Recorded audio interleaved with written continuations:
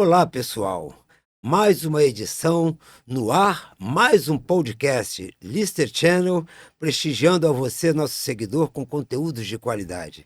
Hoje, o nosso canal, o nosso podcast, traz um conteúdo riquíssimo da área cultural. Um ícone da cidade do Rio de Janeiro, que ficou famoso há 20 anos atrás, praticamente, por um espetáculo que era realizado em praça pública, em via pública. Encantava todas as pessoas daquele pedaço da Cinelândia, Glória e Lapa. Eu falo da Banca do Blues, que ficou conhecida em toda a cidade, porque trabalhava a cultura da nossa cidade do Rio de Janeiro, que é um espelho, é uma referência para a cidade. E nós convidamos o cara que criou tudo isso, o cara que teve inspiração para trazer esse diamante para todos nós. Nada mais, nada menos do que o nosso querido Paulo Vanzilota. Rogai por nós. Olá, pessoal. Prazer estar aqui. Agradeço demais esse convite do Lister Channel para falar sobre um assunto que me deixa muito orgulhoso das realizações aí em prol da cultura do Rio, que foi o projeto da Banca do Blues. Prazer estar aqui. Paulo, obrigado por ter aceito o nosso convite. É um privilégio para nós, é um privilégio para o canal. E o privilégio é dobrado quando nós temos uma figura maravilhosa, um comunicador que ficou conhecido em todo o Brasil, que divide conosco esse palco aqui, essa tela, que é o nosso querido Carlos Bianchini. Rogai por nós, Bianchini. Rogai mesmo, hein? Porque é uma beleza de momento nós estarmos com o Paulo Vanzilota falando da cultura, do projeto cultural, aquilo tudo que nasceu dele na Banca do Blues. É um prazer muito grande. Que bom, Bianchini, que bom ter você aqui, um cara que está sempre transmitindo energia, com seu sorriso, com essa sua voz, que você sabe, como eu sempre coloco, a sua voz é um fenômeno e encantou o rádio brasileiro e a televisão brasileira, 15 anos âncora do Jornal da Manchete e tantos outros jornais que informaram o nosso público de tudo. Bianchini, a Banca do Blues, eu tenho alguma autoridade para falar nela, porque eu participei desse projeto cultural, né? Agora, é muito triste a gente ver um projeto desse acabar porque deixou de ser estimulado pelo poder público, pela área cultural. Qual é a visão que você traça com relação a isso?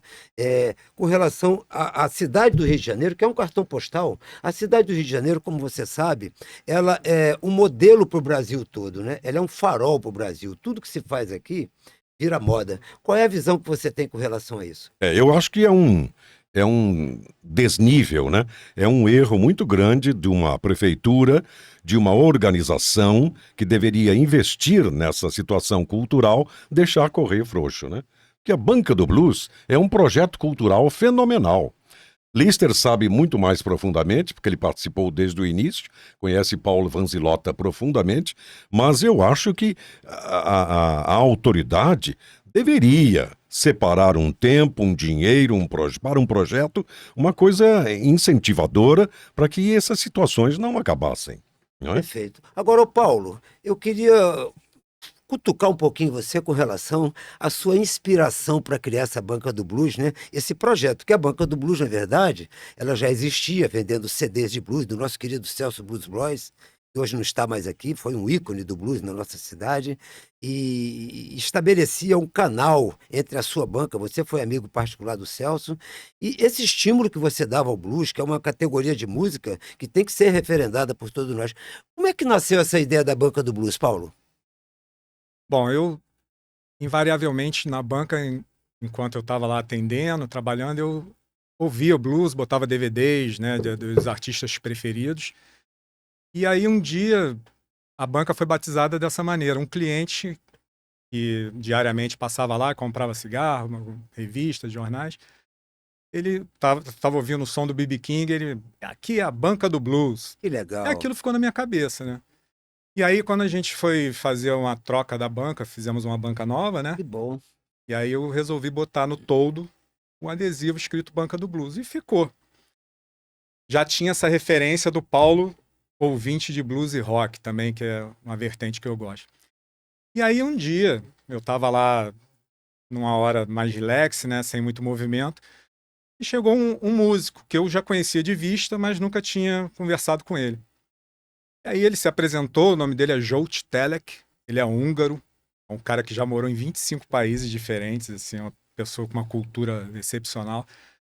E ele virou para mim e falou assim, pô, o que você acha da gente fazer um happy hour de blues aqui na frente da banca? Aí eu confesso que no primeiro momento falei, esse cara é maluco, né? Banca de jornal, tocando música ao vivo e tal. E aí, assim, eu fui para casa, fiquei pensando naquilo, né? Porque a sementinha foi plantada ali e como eu sou frequentador de shows e tal, sempre tive aquela coisa de... infelizmente eu não consegui ser músico, mas eu queria estar no meio, né? E aí eu falei, acho que eu vou topar a ideia do Jolt. Avançar, né? É. E assim, eu não tinha a menor noção de como essas coisas aconteciam, de fazer um show, né? Você precisa de equipamentos, de mesa de som, PA, um monte de coisa que eu não tinha a menor ideia do que existia, né? E a situação geográfica da banca, né? Sim, ela Porque fica numa é esquina que... da Avenida Rio Branco. Rio Tinha um Branco com o calçadão. Presidente Wilson tem um largo ali, né? Assim, Sim. a esquina mais larga da Presidente Wilson, da Rio Branco, né? Perto da Cinelândia. Por ali. Isso, isso. Uhum. E aí eu falei, vamos tentar. Primeiro dia, foi uma sexta-feira que a gente fez, 4 de agosto de 2006. Divulguei assim para alguns amigos que frequentavam shows comigo, alguns músicos, e consegui um equipamento emprestado, assim, bem básico, né? E o primeiro dia tinha o Jolt no violão, cantando, e um parceiro dele, o Cláudio Sanguito, que tocava guitarra, a gente não tinha estrutura nenhuma. E aí, assim, mais 10 pessoas pararam para ver. E todos em pé. Todo mundo em pé, a Todo gente mundo não em pé. tinha estrutura nenhuma. Quem quiser sentar no chão, senta, mas no Ô, caso... Paulo, me permita te interromper, mas isso acontece muito hoje na Avenida Paulista, né? O artista de rua, ele hoje é contemplado de uma forma sublime, né? Então é muito interessante essa história, né? Sim, sim. Eu estive em São Paulo 2 anos atrás e vi muito de músicos tocando em praça, na Avenida Paulista também, né? Então, lá em São Paulo a coisa funciona um pouco melhor do que aqui no Rio. Na época da banca ainda foi bem mais complexo, né? Não tinha essa coisa de um músico ou outro na rua tocando, mas era uma coisa mais solitária, né? Não era com estrutura. E aí a gente fez esse primeiro dia, não foi um sucesso de público, né? Mas a gente sabia que tinha que É um processo. avançar, né? Até o primeiro transplante não foi sucesso. Exatamente. E aí, assim, na terceira semana, a gente fez mais uma. Na terceira semana, eu já comecei a vislumbrar alguma necessidade de ter, por exemplo, os banquinhos para o pessoal sentar. Que, afinal de contas, eram umas 2, Sim. 3 horas de música. E a banca era grande. A banca era grande. Tinha o quê? Mais de... Tinha 18 metros quadrados, né? Era uma banca bem equipada, talvez uma das mais bonitas que a gente tinha no Rio, né, Lister? Era uma banca toda espelhada, com blindex. Veio de Minas Gerais, né? Veio de Minas Gerais, assim, era uma banca que chamava muita atenção. E aí, na terceira semana que a gente realizou o evento, na véspera, a minha esposa, na época, estava de carro, com os banquinhos, Uhum.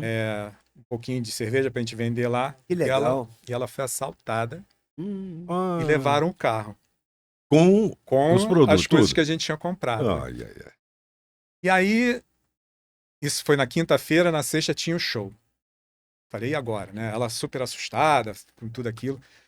Mas a gente já tinha conseguido ser picada ali pela mosquinha do blues, né? De fazer o Sucesso, evento. né? E aí eu falei assim, Denise, vamos fazer. Ela, Sem "Não, banquinho." sem banquinho, sem cerveja, mas com a galera lá. Outra vez. E aí as pessoas, sabendo do ocorrido, o público foi e apoiou. Que legal. Teve mais gente nessa Que legal. terceira semana. O brasileiro é solidário, né? É verdade. E aí a gente começou a tomar forma. Na época era o Orkut, né, que estava bombando, criaram uma comunidade. E a gente começou a caminhar e fazer semanalmente o evento. Só não ocorria se chovesse, porque infelizmente a gente não tinha, né, uma Era estrutura.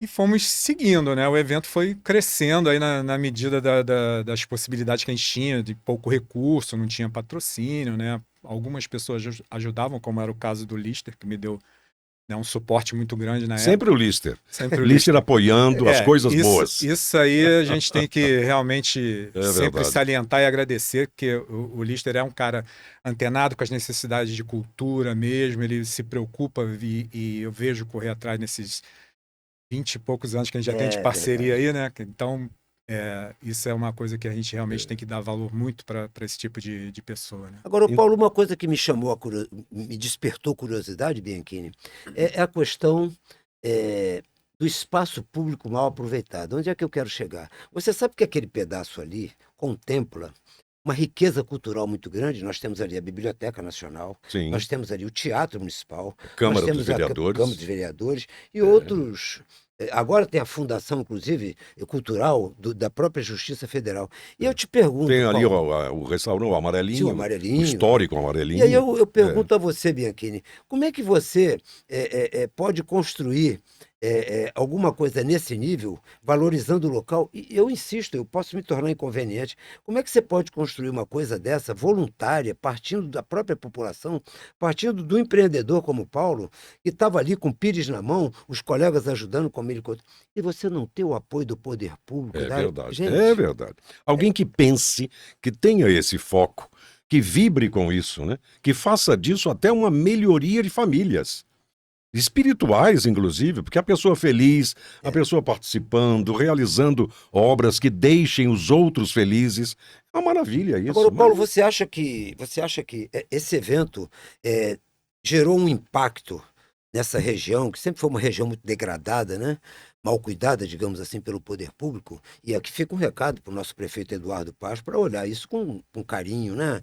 Porque há empreendedores querendo realizar. Enquanto tem restaurantes aí ocupando as calçadas Verdade. de maneira inadequada, inapropriada, impedindo até a passagem, e esses têm a proteção do poder público. E aqui não estou, pelo amor de Deus, querendo fazer nenhuma acusação, criar nenhuma polêmica, mas é um apelo que faço ao prefeito no sentido de olhar para essa área cultural, para esses empreendedores voluntários. E aí, Paulo, eu te pergunto, o impacto desse teu evento à época, com relação à violência local, teve um efeito positivo, certamente, porque onde você tem a ocupação, e aí vem a questão da teoria da janela quebrada, né? Onde você tem uma atividade acontecendo, você não tem violência. Qual é a posição que você tem com relação a esse impacto naquela época, que a violência sempre existiu no Rio de Janeiro? Bom, uma coisa que eu percebi muito claramente é isso de pessoas que transitavam ali, falava assim, nossa, a gente saía, por exemplo, da faculdade que tem ali ao lado, a gente saía aqui de noite e ficava com receio, porque é uma região já mais deserta, né? A partir do momento que a gente colocava ali o evento, trazia pessoas, o ponto de táxi, por exemplo, ficava mais movimentado.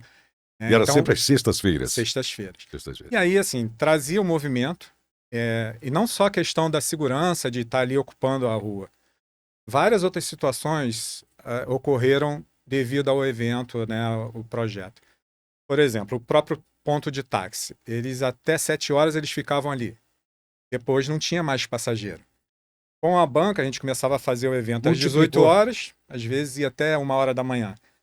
E aí as pessoas usavam o táxi.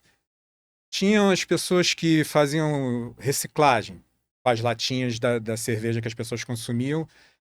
Essas pessoas conseguiam um dinheirinho ali para passar o dia. Né? Um alimento que ele consegue comprar uma quentinha no dia por causa da latinha que ele conseguiu pegar ali. Eu sabia da minha responsabilidade de deixar aquele ambiente limpo após o término do evento. Perfeito. Eu pagava uma pessoa para limpar ali. Que bom. A Conlurb não tinha trabalho comigo. Quando acabava o evento, eu deixava a esquina totalmente limpa. Tá vendo como é? Então, já gerava uma renda para esse rapaz. Com o andar, né, o crescimento do movimento, eu precisei trazer uma pessoa para me ajudar na banca, a vender as coisinhas ali na hora. Tinha um rapaz para varrer a rua. Tinha uma menina que operava o som. Então, assim, além de tudo, além de ter movimentado a por extensão, pelas circunstâncias, por extensão da sua atividade, quantas pessoas foram beneficiadas, né? Sim, muitas pessoas. E aí vamos à parte cultural, propriamente dita do evento. Mas, Paulo, antes de você entrar na parte cultural, tem uma pergunta que não quer calar. Sim. Com relação ao evento, quando foi implantado, isso gerou um impacto local e foi conhecido muito como happy hour, né? Sim. Esse evento foi muito conhecido na cidade do Rio de Janeiro. A extensão dele atingiu um patamar que eu fiquei surpreso, fiquei surpreso. Era um evento conhecido. Então, esse happy hour, que ocorria todas as sextas-feiras, ele durou quanto tempo?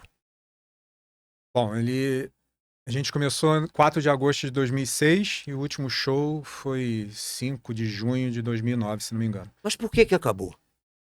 Então, quando a gente começou, foi uma coisa bem informal, como eu disse, né?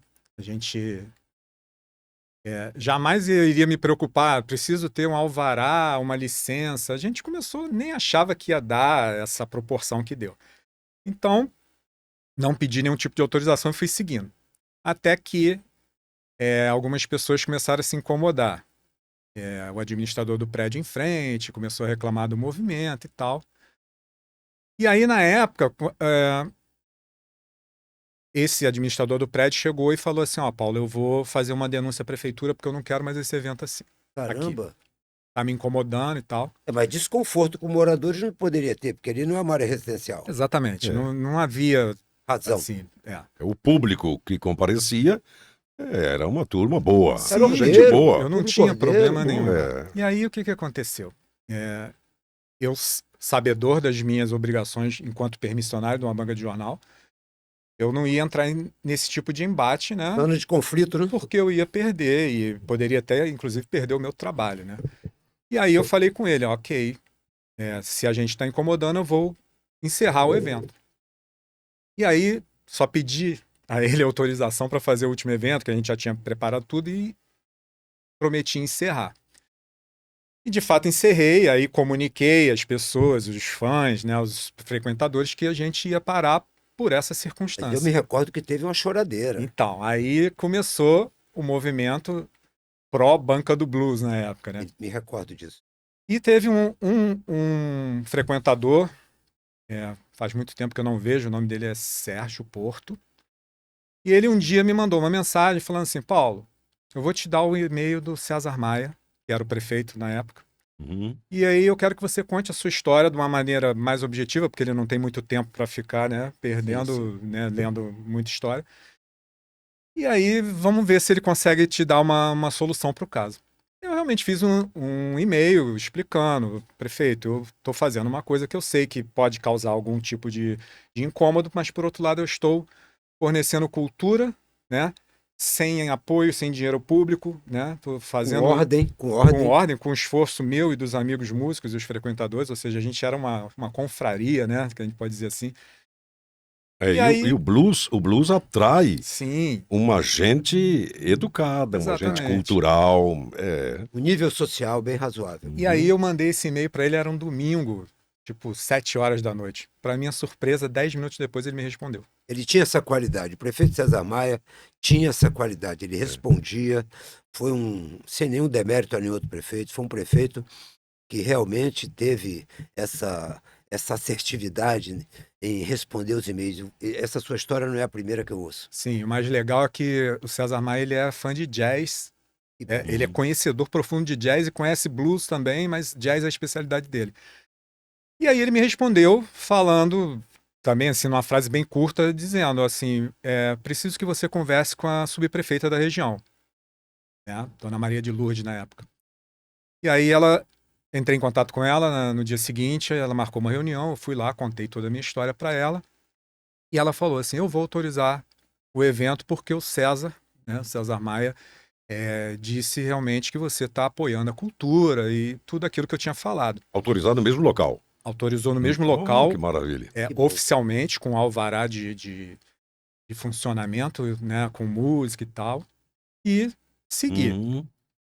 A partir daí, isso já vinha movimentando as redes sociais na época, né?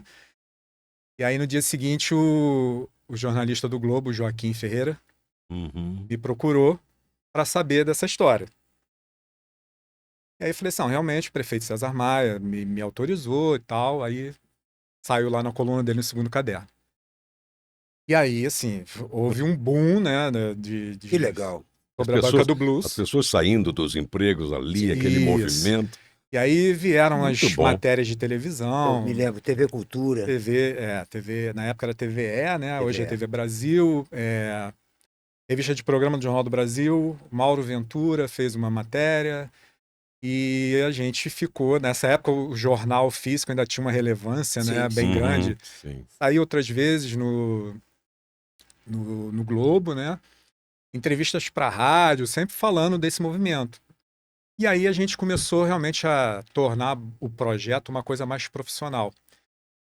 Com a ajuda dos frequentadores, a gente fazia, hoje eles chamam de vaquinha online, né? É verdade, é verdade. Lá eu fazia vaquinha com um porco. Era o porquinho cofre, né? Aquele cofre de argila, barro que vende, né? Aí eu passava aquele cofrinho durante as apresentações, as pessoas vão jogando ali as moedinhas. Assim eu comprei uma bateria, consegui comprar os amplificadores de guitarra, baixo. Eu tinha todos os instrumentos legal. porque os músicos tocavam lá sem receber nada. Sim. Então, o que eu poderia Uma fazer? cortesia. É. Fazer com que o trabalho deles de levar equipamento fosse o mínimo possível. Uhum. Então tinha músico lá que não levava nada, absolutamente. Ele tinha todo lá, o baixo, guitarra, bateria, tinha um operador de som. Só vinha ele com a cultura e o talento Exatamente, dele. o talento, que era tudo o ali. principal. E aí a gente conseguiu fornecer Agora, isso quantos tudo. talentos, Paulo? Eu me emociono com essa história, porque eu vivi. E vejo que tem debaixo do viaduto de Madureira outras atividades com outra finalidade.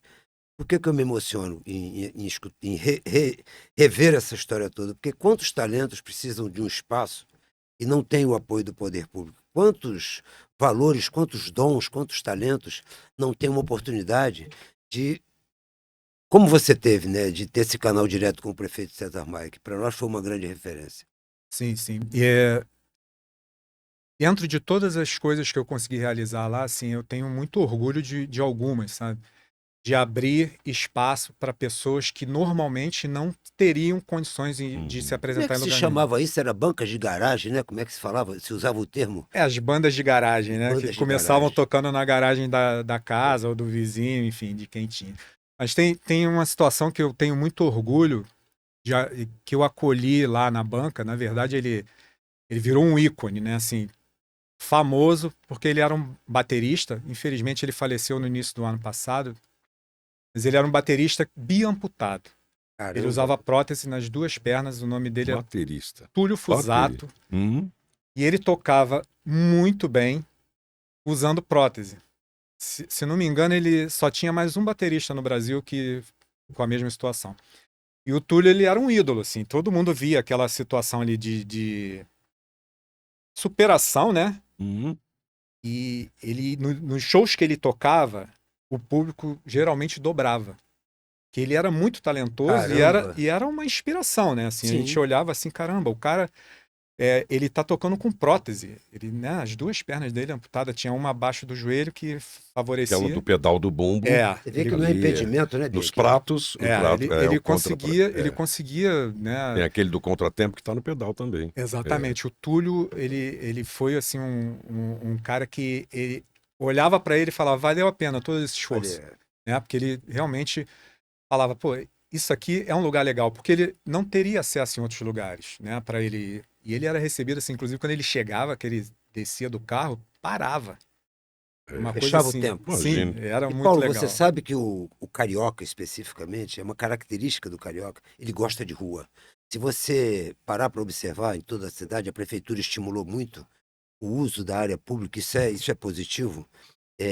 Botam tablados, como eu tive a oportunidade de ver na Espanha, quando eu fui a Barcelona, eu vejo que você tem áreas públicas hoje povoadas, porque o carioca ele gosta de rua, né?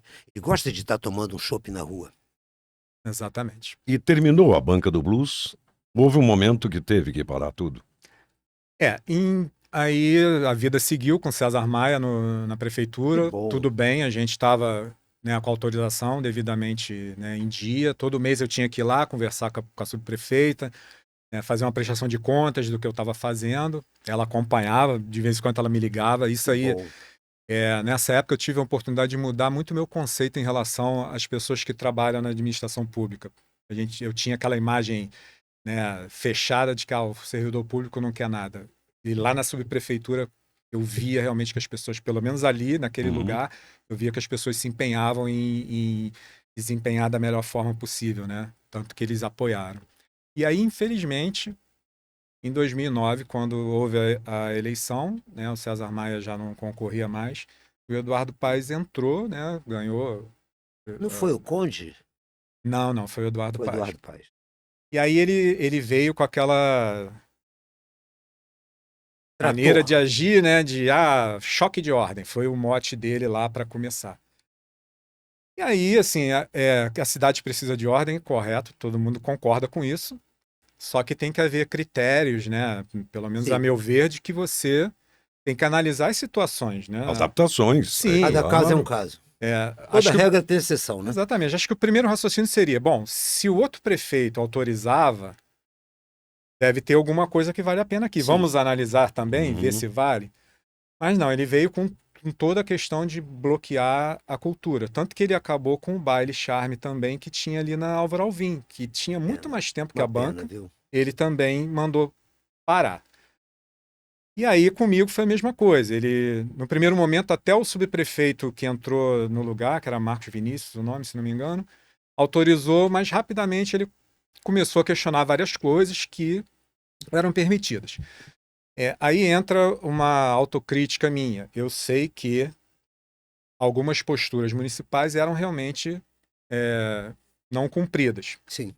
Ok. Violadas. Violadas. Uhum. Você tem que ter banheiro químico, várias coisas. Ok. Uhum. Não estou questionando Começa isso. a crescer, né? O volume. Perde o controle. Por outro lado, eu na época questionei muito isso, foi o seguinte, eu estou aqui bancando um projeto com os meus recursos, com a ajuda dos amigos, né? Os apoiadores, como era o caso do Lister, sem nenhum real do poder público, né? Nenhum dinheiro do contribuinte. E muitas vezes ganham os méritos, né? Sim. E aí, Essas são as dificuldades da coisa. por que não a Secretaria de Cultura, na época, não chegou... Pô, a Banca do Blues tá aí há quase 3 anos fazendo um evento, né? E era um sucesso. Tem uma relevância, essas pessoas que frequentam gostam, a gente consegue trazer um movimento cultural, né?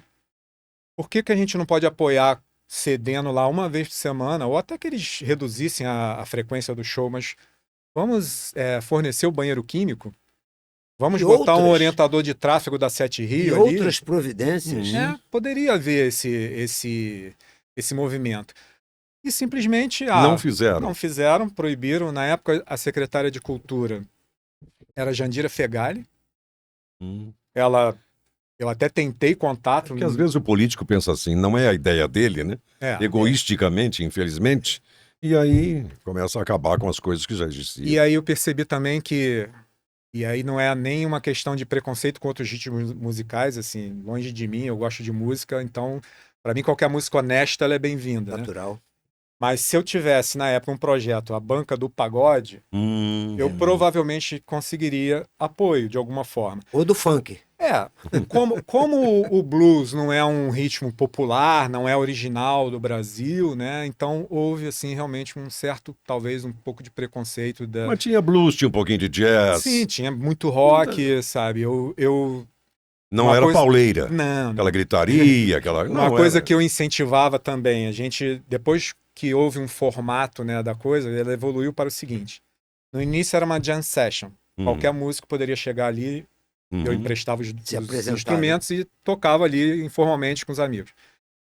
Depois eu trazia sempre uma banda que fizesse música autoral. E aí cantada em português. Então eu Sim. estava dando chance ali de pessoas que normalmente não teriam palco, né, ou pagariam praticamente para tocar em casas, né, que fazem esse tipo de negociação. Então eu dava a chance dessa pessoa o palco. E aí a gente fechava a noite geralmente com uma banda mais consagrada que nos dava lá o privilégio, né, de recebê-los sem pagar nada, eles tocavam de graça. E o evento tinha tanta relevância, para vocês terem uma ideia, que eu recebi Dilo de Araújo, que é um músico que mora em Brasília, Rodrigo Nésio, que veio de Barbacena, Nomes relevantes. e recebi também o Marcião Pignatari, que é de São Paulo. Tive a oportunidade de receber 2 músicos do Blues Etílicos tocando lá. Que isso? Sim, totalmente Beleza, assim. hein? O Cláudio Bedran, que é baixista do Blues Etílicos. Conheço. né? Olha, tá passando na tela, que coisa linda. Pois é, a gente, sabe, teve um movimento cultural que realmente teve uma importância e que merecia ter, na minha opinião, o apoio, né? Mínimo que fosse para a gente continuar seguindo, né? E dando oportunidade para esses músicos, E né? você teve que seguir outros caminhos, né? Aí eu consegui fixar o nome Banca do Blues, né? Assim, Virou uma marca virou uma registrada. marca, né? E em todos os lugares que eu ia, né? Ah, banca, não sei o quê. E aí eu comecei a levar o nome Projeto Banca do Blues para outras casas, né? A gente fez uma oportunidade no Calabouço, na sede Que náutica do Vasco. legal. Ah, quer dizer, que saiu da rua, daquele O momento, Bianchini ali chama-se pra clubes dentro. náuticos, né? Os clubes náuticos ali, isso uma, mesmo. uma região boa, turística. Perto do Sim. aeroporto Santos Dumont, por Isso. ali. Então. A gente fez ali, teve naquele bar Vaca Atolada, que é voltado muito para o samba, mas ele deu uma oportunidade, eu fiquei lá com uma residência lá de um Que ano e meio, mais bom. ou menos, levando o blues e o rock lá para dentro da roda de samba, foi muito legal essa Ou mistura. seja, o nome adquiriu um respeito. Sim, sim. Aí aconteceu uma situação bem interessante, eu estava com a camisa da banca e fui no Teatro Rival para assistir o show da banda 14 Bis. Que é uma referência, o Teatro Rival. Sim, Teatro Rival, 90 anos aí de resistência Que cultural, né? beleza, hein?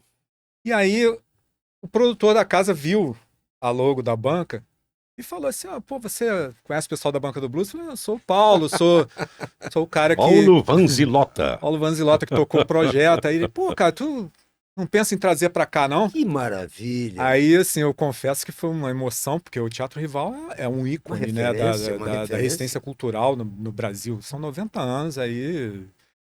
E palco que tocou, cantor Ney Mato Grosso, Cansei de ver Martinalha, nossa. João Bosco, sabe? A própria Baby do Brasil, que Sim, agora sim. chama-se Baby do Brasil, assisti lá. Várias pessoas, vários músicos de renome. E aí eu fechei uma parceria com eles, comecei a levar a bandas com quem eu já tinha contato. Começou a virar empresário das bandas sim, para sim. teatros. Né? Isso foi em 2013, já tinha uns anos do último show na banca, né? E aí eu comecei a fazer essas produções no Teatro Rival. Nisso tudo agora já são 11 anos de parceria, a gente já fez cerca de 80 shows lá. E veio pandemia no meio disso tudo. Veio a pandemia no meio. Agora, Bianchini, o mais curioso, pelo que eu percebo com essa história que ele conta, é que ultrapassou os limites da Rio isso Branco, né? É. Tomou a cidade, olha que coisa legal. Sim, sim, a gente tem, inclusive fora do Brasil tem gente que conhece o projeto, né? E aí, assim, eu tenho uma situação que realmente me enche muito de orgulho de ter feito a banca, o projeto, né? De ter tocado isso. Eu tenho um ídolo na música que é o Celso Blues Boy, que infelizmente nos deixou em 2012. Uma referência, Uma né? referência, né? Assim, o cara que conseguiu fazer blues em português. É muito difícil. Ele conseguiu trazer essa linguagem do blues, as raízes americanas, né? Trouxe pro Brasil cantando em português. Isso Eu me foi lembro muito que ele legal. chegou aí na banca, inclusive. Sim, tem uma situação muito engraçada que o Celso ele já tinha um nível assim de artista que não me permitia contratá-lo para tocar na banca. Era difícil, realmente ele tinha empresário, tem todas essas coisas, né? E um dia ele ia tocar no Teatro Rival. E eu tinha show nesse dia na banca. E eu falei, vou fazer o show mais cedo, quando acabar eu vou correr pro Rival para ver o show do Celso. E aí tô lá tranquilamente, lá de tarde ainda me preparando para as coisas. Aí entra um cara na banca. Daqui a pouco eu olho, era o Celso Blues Boy. Que é isso? Celso! A banca grande. Ele grande, tinha um aí a pessoa blindex, entrava Paulo, na banca, tinha isso é uma loja mesmo. Tinha um blindex com a marca estampada, não é isso, Paulo? Isso, Muito isso. bonito. E aí o Celso falou assim, eu tinha que vir aqui nesse lugar chamado Banca do Blues. Que é isso? E aí eu fiquei assim, igual uma criança Que mesmo. legal, assim. cara. Eu me lembro que eu até fiz uma brincadeira que eu servi um café para ele, eu guardei o copo, falei, Celso Blues Boy bebeu café nesse copo. Né? Que é isso? Foi uma coisa assim. Muito legal. E aí teve até um músico uma vez que tocou lá com a guitarra autografada pelo Celso Blues Boy, né? E eu me lembro que eu fiz uma foto dele, né? Celso realmente, assim, eu até me emociono quando eu falo. Nossa produção tá mostrando a guitarra dele. Pode crer. E aí, tempos depois, o Celso foi tocar no Circo Voador. que era a casa do Celso Blues Boy. Foi Ele uma outra tocou lá. referência, o Circo Voador. Circo, ele tocou muitas vezes lá. E aí, nesse dia, eu falei, vou presentear o Celso com uma camisa da banca. E aí consegui entrar lá no camarim dele, a Denise, né, minha parceira no projeto, falou, Celso, tá aqui o presente da gente para você, do nosso projeto. Ele pegou, fez assim com a camisa, eu vou tocar com ela. Que é isso, não Aí, me lembro. assim, foi uma Que coisa... bacana, hein, Bianchini? Ali, sabe, é um momento da sua vida mesmo. Porque Sim, não tenha dúvida. era o meu ídolo. Usando a camisa do meu É projeto. um investimento de Deus, Olha né? lá o Celso Blues Boy. E aí o investimento Celso pra ele. tocou. Nesse dia, eu fotografo Que coisa, assim hein? informalmente, mas nesse dia eu não levei minha câmera, não lembro por quê. E tinha um fotógrafo lá fotografando com uma lente maravilhosa, né? Cara, é de arrepiar, O Paulo. Rodrigo Fávera, aí ele me cedeu as fotos do Celso e é uma coisa que hoje eu revisito e mostro sempre para as pessoas assim. Isso aqui valeu qualquer sacrifício. Muito assim. interessante. A gente teve dias de muitos sorrisos e também dias de Tristeza, lágrimas, né? de tristeza, Faz né? parte. Mas esse dia que ele usou a camisa da banca, valeu qualquer coisa. E você não podia esperar isso nunca. É. Obra do acaso. E hoje Paulo ingressou em outras vertentes. Sim, eu com as dificuldades que as bancas começaram a ter por causa primeiro da internet, né? Assim, houve uma O mundo mudança se na maneira transformou, como as né? pessoas começaram a ler. E depois também eu sofri um impacto muito grande com a obra do VLT na Avenida Rio Branco. Você não, todo centro É, sofreu justamente esse impacto. ali, Sim. né? Especificamente falando de banca de jornal, simplesmente, na época, o Eduardo Paes, no projeto do VLT, ele determinou que todas as bancas que ficavam do Vocês lado esquerdo deslocadas, é. fossem deslocadas. E aí, assim, houve jornaleiro que estava ali com a sua banca há 60 anos, na Rio Branco, jogaram o cara lá para Praça 15, por exemplo. Houve muito isso. E eu, no caso, ainda consegui puxar minha banca um pouquinho para dentro da Avenida Rio, da Deslocar só Presidente um Wilson, pouco, deslocamos um pouquinho, só que para isso a gente tinha que diminuir O a banca. tamanho. Tinha 18, Sim, imagina, 18 metros quadrados. Passou pra 4. imagina a situação, Nossa. você tem uma banca com 18 metros quadrados, é maior até de que lugares que as pessoas moram por aí, às vezes, né? E, de repente, você tem que ir para uma banca de 4,20 centímetros. Né? Agora, Essas Paulo, bancas são construções do chamado jornaleiro mesmo? Sim, A elas pessoa são entra feitas... com o jornaleiro, na verdade, Bianchini, ele é um permissionário. Ele tem que comprar o casco. É como você ter uma permissão para dirigir um táxi, mas você tem que ter o carro. Uma Sei. coisa não está necessariamente vinculada à outra, sim, né? sim, sim. Então você tem que ter a banca, você tem que ter o casco. E aí, imagina o meu desespero. Você recebe uma notificação, você tem 10 dias Misericórdia, realizar isso. A meu mudar Deus. e diminuir. Eu vivia essa dor, É. né? A dor do terrível, jornaleiro, terrível. o desespero. Eu entrei em desespero, aí entrei em contato com o meu amigo Lister. Apoiador, parceiro, como eu falei, assim, não é à toa que eu vou falar novamente. Ele tinha uma banca na medida que eu poderia utilizar. Ele foi lá, tirou a minha banca que tinha que ser tirada, porque a prefeitura não ajuda em nada, nem um caminhão Que para situação, tudo nas né? as nossas expensas. E o Lister me ajudou mais uma vez. Ele trocou a banca, conseguiu a banca menor para mim e eu, no dia seguinte, estava trabalhando. Se não fosse ele, realmente eu não sabia nem como estaria, né? Eu vi o desespero do Paulo, que é o desespero de muitos E jornaleiros. depois da casa. relocou Sim, e aí- entrou em outras vertentes. Realocamos a banca e eu consegui ainda sobreviver durante um ano.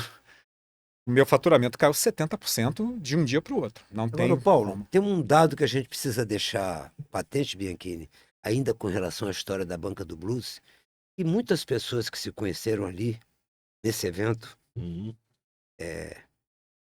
constituíram família. É o caso da sim. nossa Tatiana e do Abdala, se conheceram no passeio público, que era uma casa de dança que tinha ali do lado, e frequentaram também a Banca do Blues. Então fica aqui o nosso registro.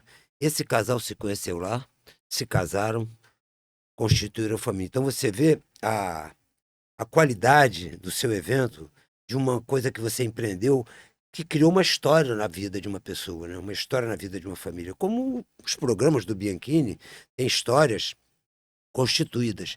E eu, Paulo, para mim, você faz esse comentário, mas para mim é um motivo de orgulho. Todo minuto de felicidade que você puder gerar para alguém, seja socorrendo numa situação dessa, ou seja, apoiando, de qualquer das duas formas, apoiando um evento desse, eu acho que nem você poderia ter noção do que essa banca representaria sob o ponto de vista cultural para a cidade do Rio de Janeiro. E é lamentável, é triste que a autoridade constituída não tenha esse olhar. Não tem a visão, não tem a visão. E não assimila boas visões, Sim, né? Tá fechada, não quero saber, eu que faço, eu que mando, eu que mas traz gosto. a Madonna. É verdade, é verdade. Agora, eu soube de uma história também de fotografia, de algo de sim. foto. Na época, as redes sociais estavam engatinhando, como eu tinha falado, ainda era a época do Orkut, mas a fotografia digital estava entrando, né, nas nossas vidas. E eu queria ter essas coisas registradas, né? Só que o meu evento ele não era um evento rentável e eu queria pagar um fotógrafo, mas eu não tinha condições de pagar um fotógrafo. E aí eu falei, bom, eu vou ter que dar um jeito nisso. Ou estudar fotografia. Exatamente. Eu comecei a fotografar. Eu vi no site dele. Eu comecei a fotografar assim, mais na emoção do que na técnica, né? Com o olhar de quem gosta de música. E aí eu falei, bom, tô tomando gosto pela coisa, acho que eu tô fotografando bem, vou estudar. Aí fiz 2 cursos. Tem um professor que eu virei fã, que é Paulo Batelli, um fotógrafo renomado, assim, foi meu professor. O teu Instagram deve ser rico, né? Aprendi um pouquinho com ele, sim, eu tenho 2 páginas no Instagram, tá? Uma é da Banca do Blues, onde eu divulgo os eventos, é só procurar a Banca do Blues. Passa para o nosso seguidor o teu Instagram, que é muito importante eles visitarem o acervo riquíssimo que você tem. Aí eu tenho o @Banca do Blues, que é onde a gente bota a nossa agenda, divulgação de shows. E tem o Vanzilota Fotografia. Esse Vanzilota é com 2 T's? Vanzilota com 2 L's e 2 T's. Vanzilota. Fotografia. Com 2 Lá, L's. quem tiver aí vontade de ver meu trabalho com fotografia, tenho muitas coisas. Eu consegui fotografar o Paul McCartney Que bom, no show Paulo. passado. Mesmo de longe, eu fiz boas fotos. Tenho, assim, posso dizer hoje que eu sou um fotógrafo amador bom. Paulo, se algum seguidor nosso, certamente eu não tenho dúvida, pela qualidade e pelo acervo rico que você tem, se algum seguidor quiser entrar em contato com você, tem um número que possa passar? Como é que funciona? Sim, pode utilizar aí o meu 21 99748 9521.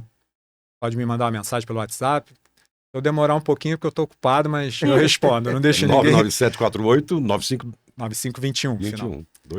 E aí, só completando aqui sobre as relações criadas na banca, né? Não é o único casal que foi formado lá, tem outros. Que bom, eu me lembro, assim, rapidamente, pelo menos 3 casais que estão juntos até hoje, dessa época até hoje. Eu ainda tenho contato. Eu fiz muitas amizades lá. E justamente por causa da música, eu confesso que eu sou um cara, assim, um pouco tímido, meio fechado. O Lister sabe, né? Não é fácil me conquistar, assim, né? Mas...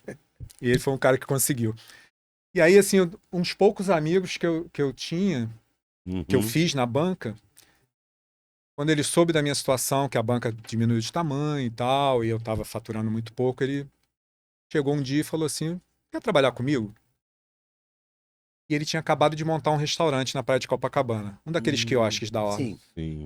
E aí eu fiquei assim, eu estava sem opção, né? A banca faturando muito pouco, já não conseguia pagar minhas contas. Por outro lado, eu falei, como que eu vou trabalhar no restaurante se eu nunca trabalhei no restaurante? Eu sempre fui jornaleiro, fiz faculdade de Direito, mas nunca exerci nada do segmento. E lembra da sua carteira da OAB Sim, que você sim. exibia com orgulho? E aí eu cheguei para ele e falei, mas trabalhar de que ele? Você vai ser o gerente do meu restaurante. Aí eu fiquei mais assustado ainda, né? Que bom. Mas eu topei a empreitada. Deus sempre dá o cobertor, né? Sim. Sempre De vem. acordo com o frio, né? Com Tem toda que estar assim, à disposição, pronto para servir, pronto para... Exatamente, com toda assim a característica que eu herdei dos meus pais, né? Meu pai veio da Itália, minha mãe do interior de Minas, eu não tinha por que fugir de me reinventar, né? E aí aceitei o emprego, comecei a estudar o setor, né? Fiz pós-graduação, fiz MBA, hoje estou fazendo uma outra graduação voltada para processos gerenciais. E hoje eu sou... E na gastronomia. Na gastronomia. Isso saiu bem. Eu tô desde 2017 no ramo de gastronomia, eu tô gerenciando agora um restaurante de comidas naturais e veganas, vegetarianas, chamado Algarri. É a minha Algarri. praia. Algarri. Algarri. Algarri. E tô feliz por estar nesse segmento, porque talvez quem me conheça há bastante tempo deve se lembrar, o Paulo pesava quase 60 Eu quilos ia a tocar mais. nesse assunto. E aí eu Era uma fiz... bola que falava. Isso, eu tirei uma Você- pessoa de dentro de Você mim. fez, então, a bariátrica. Exatamente, eu Agora- fiz... Agora, Paulo, eu te pergunto, como é que tá a saúde hoje? Então, eu fiz a bariátrica em 2016. Isso é um assunto, assim, bem extenso, mas, para resumir, não é fácil, não é um milagre. Imagino. E você só mantém, né, o peso, a sua saúde em dia com duas situações, né? Se alimentando adequadamente, isso não tem como fugir, Disciplina e força de vontade. Quer dizer, quantidade e qualidade. qualidade. E aí sim entra a alimentação saudável e que as pessoas nunca podem deixar, quando faz a bariátrica, de cuidar da sua saúde. Tem que manter exames, rotinas, né, básicas de frequentar, assim, Sim. o gastro, né, a equipe que te operou, apoio psicológico também, sempre importante. Então, um recado rápido de quem tem uma experiência bem sucedida da Paulo, bariátrica é não se esquecer nunca de manter a sua rotina com os médicos. eu né? fiz essa pergunta, Paulo, porque eu também cuido muito da minha saúde. Faço esporte, pratico esporte, já estou com 67, eu costumo até brincar aqui no programa, né, Bianchini? Dizer que eu estou com a validade vencida. Não, que é isso. Mas eu costumo. E você tem um plano de saúde? Eu tenho. Que bom. Se não fosse pelo plano, seria mais difícil. O SUS até atende, mas, claro, a demanda é altíssima. E aí você demora, às vezes, de 2 a 3 anos para conseguir fazer o seu procedimento, né? Então, quem pode ter um plano de saúde, claro, né, vai abreviar essa dinâmica aí de conseguir fazer a cirurgia. Nós temos que ter o cuidado. Desculpe, o Algarri Algarri. é Algarri? Olga, É Olga. separado, Nome Ri. próprio. Isso, legal. Ri. Sim. Mas, ô, Paulo, eu toquei no assunto do plano de saúde, que eu tive um problema sério, como toda a população tem, né, com a ANS, essa questão de plano de saúde. E quando você atinge um patamar de idade, você fica refém de uma série de situações. E eu tinha um determinado plano, que eu me permito aqui não citar nomes, e eu acho que o principal plano de saúde que você tem que ter, ele obedece duas características próprias. O primeiro é cuidar da sua saúde, obviamente. Esse é o melhor plano de saúde que existe. E o segundo é você escolher um plano que atenda à sua necessidade, mas a proximidade com um corretor que seja seu parceiro. Porque o corretor, em regra, ele quer vender e não tem o pós-venda. E eu tive o cuidado de fazer o plano de saúde com um vizinho nosso. Olha, a assistência que esse cidadão me deu é irretocável. Eu estou falando aqui do Marcos Quintanilha, que vende todo e qualquer plano de saúde. E ele me colocou numa boa. Por isso que eu indico o Marcos Quintanilha, porque a qualidade do pós-venda valeu talvez mais do que a aquisição desse próprio plano de saúde. E por conta, inclusive, de uma promoção eventual. Quando eu me dei conta, ô Paulo, o plano de saúde quase que dobrou o preço, porque foi tão procurado. Sim. Um plano que veio de São Paulo, e eu aqui não estou aqui para fazer propaganda de nenhum dos planos, tem vários, todos são bons, Sim. cada um atendendo à sua necessidade. Mas o bom para mim ali foi o corretor, a proximidade dele, o cuidado que ele teve, a assistência que o Marcos Quintanilha É deu. um consultor. Um É um consultor. consultor. E a responsabilidade dele, enquanto vizinho, triplicou, porque ele está ali todo dia me olhando. Se fizesse bobagem, então eu indico aqui o Marcos Quintanilha, que é um corretor fora de série, um cara fantástico, e essa proximidade é que eu sugiro a todas as pessoas que precisam de um plano de saúde adequado à sua necessidade, que procurem um corretor que tenha essa proximidade e que essa proximidade dobre a sua responsabilidade. E você está de parabéns, porque eu conheço muitas pessoas, Paulo, que fizeram bariátrica e não tiveram essa disciplina que você teve. Você tá de Voltaram, né? parabéns. Voltaram a ter problemas. Não é realmente uma cirurgia, né, fácil. Quem vai acreditando no milagre realmente vai ter problema. A gente O Algarri não inaugurou ainda. Vai inaugurar. Não, o Algarri Estará inaugurando. já está funcionando, Ah, né? É uma franquia? Na verdade ainda não é uma franquia, mas é um grupo que vem de São Paulo e que está chegando ao Rio. Já está 1 ano e meio no Rio, né? Fui requisitado lá para fazer parte do quadro agora. Então eu vou me convidar para ir lá. Sim, vai ser um prazer. Assim, Algarri. Algarri é um restaurante que tem Muita coisa Que para quem legal. quer se alimentar Um nome com. bonito, hein? É, Algarri. quem gosta de E comida fica mais onde, natural. Paulo? Aqui no Rio. É a Rua São João Batista, 95, Que Botafogo. bom. Uhum. Vou levar minha mulher lá. Fazer uma Ó, gracinha com a ó. panela. Será um prazer. E complementando aqui sobre o corretor, digo, é sempre importante a gente ter, né, para esse tipo de profissional, alguém de confiança. Sim, o Marcos Corretor de plano de Quintanilha. saúde, seguro, é O importantíssimo. Marcos Quintanilha só tem um defeito, ele é flamenguista, mas é um corretor Nem tudo é fantástico. perfeito, né? Olha, Eu vou fazer uma você, surpresinha agora, posso? você sabe de uma coisa, Bianchini, com relação ao Marcos Quintanilha, eu costumo dizer que quando você indica uma pessoa, você é corresponsável por essa indicação. É. Então eu tenho muito medo de indicar, mas esse aí eu indico com toda a responsabilidade. Vou fazer uma surpresa pro Ah, é? Paulo. Que bom, Vanzilota.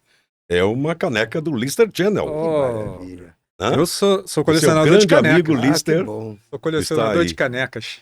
É um Mais prazer, uma para minha prazer coleção. que você tenha lá, sempre lembre da gente. Sensacional. Paulo, eu Obrigado. queria agradecer de coração o tempo que você desprendeu, sair do seu trabalho, das suas demandas diárias, para atender o nosso pedido, porque o seu material, a sua história é uma história muito rica, né? E eu sinto muito orgulho, muita honra de ter feito parte dela de alguma forma.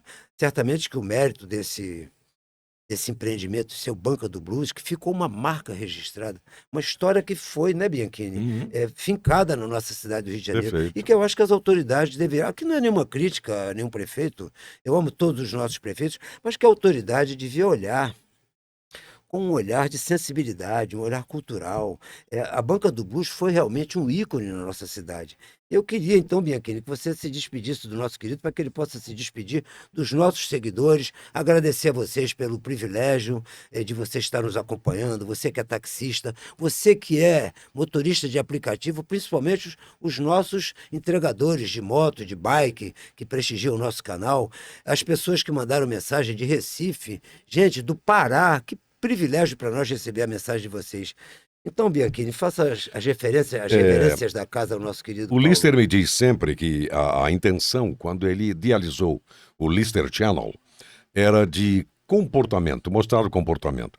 E esse tipo de comportamento do Paulo Vanzilota é excepcional, é exemplar, porque leva felicidade, como eu disse, Sim. e transmite amor, cultura, alegria e, além de tudo, faz os outros felizes. Muito obrigado, amigos. Felicidades para vocês. Paulo, foi um prazer conhecê-lo, uma honra, e eu incentivo cada vez mais a sua vida. Muito obrigado. Obrigado. Eu queria agradecer bastante aí, galera que segue o Lister Channel, apoiem, né, esse tipo de iniciativa. É sempre importante a gente ter espaço para divulgar cultura, né, boas ações. Então, apoiem.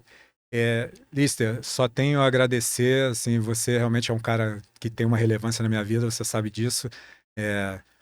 O bom é que você sabe, né? Não preciso ficar falando, né? O privilégio aqui é nosso de ter você aqui. E, Carlos, a sua voz é Oh, absurdamente maravilhosa, assim. Eu Obrigado. fiquei muito feliz, assim, porque conheço você de TV, rádio, mas, assim, ouvir você no corredor, aliás, a gente subiu no no elevador mesmo junto, elevador, né? lado a Eu lado. falei, é ele. Aí, como eu falei, eu sou um pouco tímido, mas depois a gente virou agora amigo, né? E o Paulo é altíssimo, e eu não sou tanto. Mas foi, assim, um grande E as prazer pessoas estar dizem, com essa voz tem que ter aquela altura. aqui. Felicidades, Meus Paulo. amigos, Muito obrigado. obrigado a vocês por nos seguirem e a gente quer levar para vocês sempre esse conteúdo de qualidade. Para nós foi uma honra ter uma pessoa de qualidade, uma história riquíssima como a do Paulo Vanzilota. Até o próximo Rogai por Nós.